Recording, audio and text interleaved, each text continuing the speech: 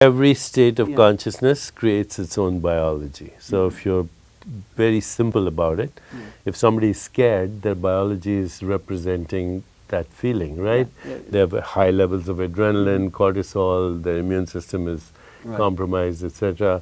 If somebody is in love, they have a different biology. But as we go into higher states of consciousness, what are called soul consciousness, divine consciousness, unity consciousness, cosmic consciousness, each of these states creates its own biology. The brain functions in a different way. Therefore, knowledge is different in different states of consciousness. Perception is different in different states of consciousness. Cognition is different in different states of consciousness. Reality is different in different states of consciousness. Well, yeah, I agree. And I think there's parts of our brain that we as a species are just tapping into that's activating a new perception and new states of consciousness. The brain is like an instrument for observation. So, you can modulate.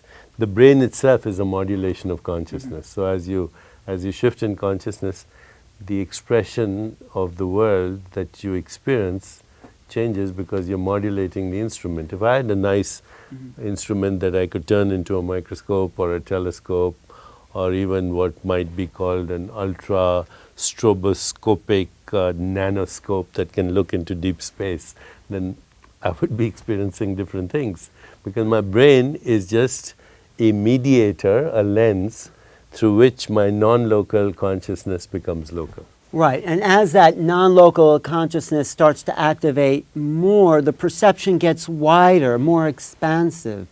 William Blake said, if the doors of perception were cleansed, everything would appear as it is, infinite. And that's what also makes science possible, because science is an activity in consciousness. Science is based on experiments, observations, and theories. Where are theories conceived? In consciousness. Where are experiments designed? In consciousness. Where are observations made? In consciousness. Max Planck said, you cannot get behind consciousness. Elsewhere he said, mind is the matrix of matter.